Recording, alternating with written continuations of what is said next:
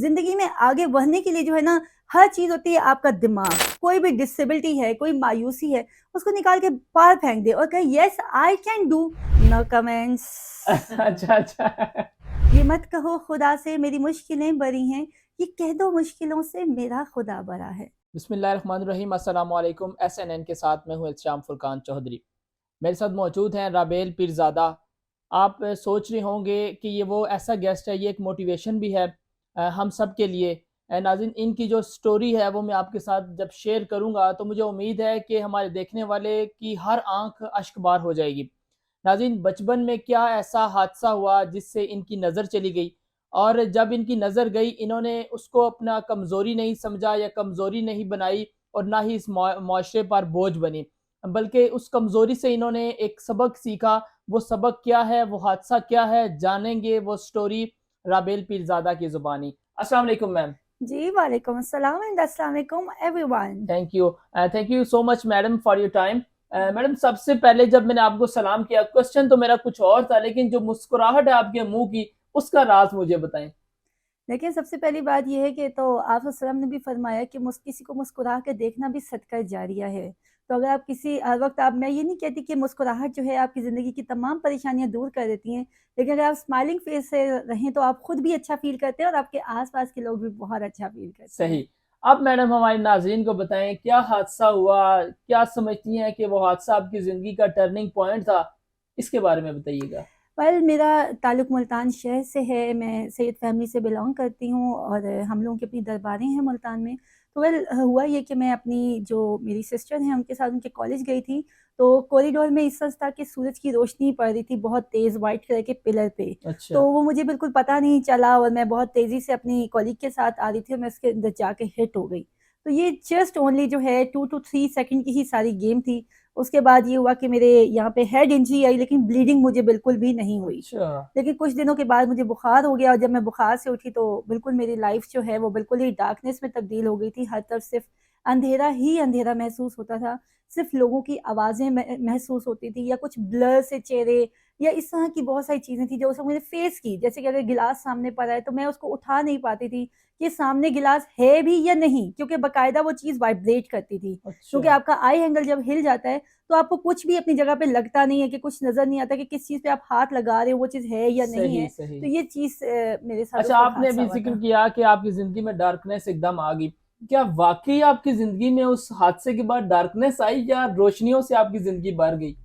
ऐसा तो कभी भी नहीं हो सकता और कहते हैं ना कि मायूसी जो है वो गुनाह होती है। यस, तो अल्लाह मायूसी। ताला ने जो है हर इंसान को किसी न किसी मकसद के लिए ज़रूर पैदा किया होता है और अल्लाह ताला ने कोई मुझसे कोई गुस्सा या कोई ख़ार तो नहीं निकालनी थी। नहीं, हो सकता है एब्सोल्युटली। अल्लाह ताला ने मुझसे कोई बहुत बड़ा काम करवाना हो। अगर मैं साइटेड होती तो शायद आज मेरी लाइफ़ थोड़ी डिफरेंट होती, मैं यहाँ ना होती। लेकिन बिल्कुल। आज जितना मैं अपनी लाइफ़ को फुली तौर पे एन्जॉय करती हूँ, लाइफ़ का एक-एक पल एन्जॉय करती हूँ और जब जितने बच्चे भी अपनी लाइफ़ में मोटिवेट होते हैं, इंडिपेंडेंट होके खड़े हो जाते हैं, अपनी लाइफ़ में आगे जाते हैं, इतनी शायद उनके पेरेंट्स को भी खुशी नहीं थी जितनी मुझे खुशी क्या होती है बात है! कि मुझे वो लगता है कि शायद मैंने वो मकसद पूरा करने में कुछ हद तक कामयाब हो गई जिसकी वजह से मेरी नज़र गई अच्छा, थी। नज़र चली गई, कोई अफ़सोस तो नहीं है? बिल्कुल भी नहीं। देखिए, मैं वही वाली बात करूँगी ना कि कुरान मजीद में हज़रत अय्यूब अलैहिस्सलाम का जो है वो एक वाक़या मौजूद है कि हज़रत अय्यूब अलैहिस्सलाम से सब कुछ छीन लिया गया। सब कुछ छीन लिया गया, इवन उनके कीड़े उनकी आँखों से गिरने लगे, वो तब भी अल्लाह का शुक्र अदा करते थे। और शैतान ने एक दफ़ा अल्लाह ताला से जाके ये कहा था कि तेरा बंदा इसलिए तेरा शुक्र अदा करता है क्योंकि आप उसको नवाज़ रहे हो। इसको कोई आज़माइश दे के देखो ना, ये आपकी उस पे नहीं पूरा उतरेगा। तो अल्लाह ताला ने फरमाया कि ठीक है, मैं अपने बंदे पे आज़माऊँगा, उसे दे के भी आज़माऊँगा, उसे लेके भी आज़माऊँगा। अगर जो शख़्स आज़माइश में भी मेरा साथ देगा, जो शुक्र अदा करेगा तो वो मेरा बंदा होगा। लेकिन अगर उसे कुछ छीनने पे वो मायूस हो जाएगा और गिले-शिकवे करेगा तो जा शैतान मरदूद, वो तेरे में से होगा। तो जब इतनी बड़ी बात कुरान मजीद में अल्लाह ताला खुद कह रहे हैं तो फिर मैं क्यों अफ़सोस करूँ? एब्सोल्युटली। मुझे बताएँ, आपके नज़दीक ज़िंदगी खूबसूरत है? बहुत खूबसूरत है जी, बिल्कुल ज़िंदगी बहुत खूबसूरत है और हम प्रैक्टिकली अपनी ज़िंदगी को खूबसूरत बनाते हैं।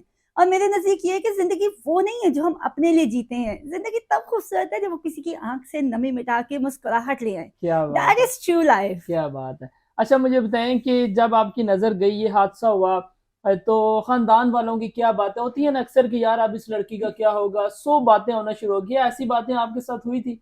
देखिए वो एक नेचुरल सा फैक्टर है, ठीक है। अगर हमारे आसपास भी किसी को कुछ हो तो हम पहले कहते हैं ओहो अब क्या होगा, ठीक है, एक ये नेचुरल सी बात है। लेकिन आपकी फैमिली अगर स्ट्रांग हो, आपके पेरेंट्स स्ट्रांग हो, सबसे बड़ी बात, मैंने जैसे बताया कि हमारा ताल्लुक ही इस्लामिक घराना था, तो ऐसी मायूसी से निकल के वो ये बात करते थे कि बेटा नजर नहीं आ रहा ना तो क्या हो गया, अल्लाह का शुक्र अदा करो, अल्लाह ताला ने अभी भी आपको इस काबिल रखा है, आप सोच सकते हो, आपका दिमाग अपनी जगह पे है। अल्लाह ना करे कि मेरी आंखें होती और मैं दिमागी तवाज़ुन खो देती तो फिर क्या होता? फिर क्या तो होता? बात ये होती है एब्सोल्युटली। कि हम क्या करते हैं कि हम हमेशा पॉजिटिव चीज़ों को इग्नोर करते हैं और नेगेटिव को ज़्यादा हाइलाइट करते हैं। यही सही। वजह है कि हम सब परेशान रहते हैं। अगर देखे जाए तो हर नेगेटिविटी में भी पॉजिटिविटी मौजूद होती है, सिर्फ देखने की ज़रूरत अच्छा होती है। मैडम मुझे बताइएगा, मैंने कुछ फ्रेम्स यहाँ पे देखी, एक तस्वीर में आप सदर पाकिस्तान आपको कुछ अवार्ड दे रहे हैं, तो वो उस अवार्ड के बारे में बताएं, वो क्या है? ये बेसिकली वही अवार्ड है जिसकी वजह से जो है, जिसके लिए मैं ये कहूँगी कि जो मुझे लगता है कि मेरे निगाह जाने की जो मेन रीज़न जो थी, वो अच्छा। यही था कि खिदमत खल्क, ये मुझे ह्यूमैनिटेरियन अवार्ड मिला और ह्यूमैनिटेरियन। पाकिस्तान का सबसे बड़ा अवार्ड मिला खिदमत खल्क करने पे, कि जिस पे उन्होंने मुझे दिया कि मैं इस टाइम पे हम अपने जिस इदारे में काम कर रहे हैं, पाकिस्तान फाउंडेशन फाइटिंग ब्लाइंडनेस, इस इदारे के साथ मिलके अब तक हम 50,000 से ज़ायद नाबीना अफराद को सर्विसेज दे चुके हैं, चाहे वो एजुकेशन है, स्किल्स है और उनकी फर्दर एक्टिविटीज़ हैं, उनकी जॉब्स और इंटर्नशिप हैं।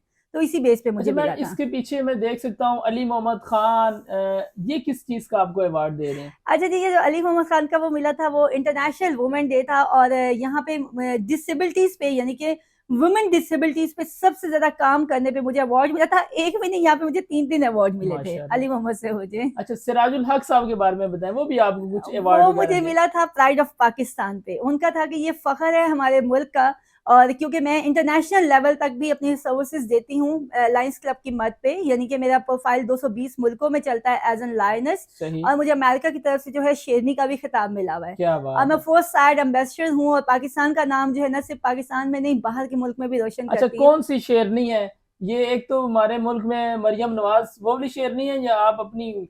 No comments. अच्छा अच्छा। अच्छा दूसरी तस्वीर में मुझे ये बताएं कि आप एक निजी चैनल में हमारे साथी दोस्त वसीम बदामी और इकरारुल हसन के साथ मौजूद हैं, वहां पर किस तरह आपको बुलाया गया?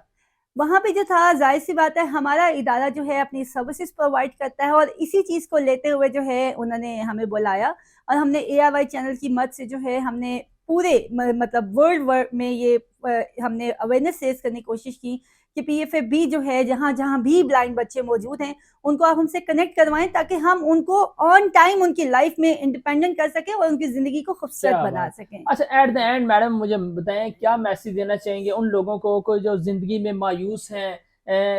वो मुल्क से भी आपने देखा कई लाख नौजवान बाहर चले गए हैं, बेरोजगारी, एट द एंड नौजवानों को क्या मैसेज देना चाहेंगी? वेल मैं सबको सिर्फ एक ही बात कहूँगी कि ये मत कहो खुदा से मेरी मुश्किलें बड़ी हैं, ये मत कहो खुदा से मेरी मुश्किलें बड़ी हैं, ये कह दो मुश्किलों से मेरा खुदा बड़ा है। तो वेल कहने का मकसद सिंपल सिंपल सा होता है कि अगर आप ज़िंदगी में हार मान के बैठ जाएँगे तो आप ज़िंदगी में कभी भी आगे बढ़ नहीं सकेंगे।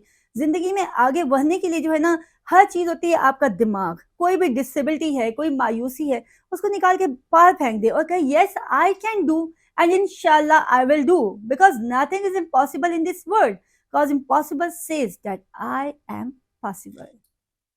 जी नाज़रीन, ये थी राबेल पीरज़ादा के कह दो मुश्किलों से कि मेरा खुदा बड़ा है। नाज़रीन इनका जो जज्बा था, मैं समझता हूँ इनको हम सल्यूट पेश करते हैं। जिस अंदाज में इनके अंदर एक हिम्मत आई, ताकत आई अपने आप को ग्रो करने के लिए, बल्कि ये दूसरों के लिए भी एक मैसेज है।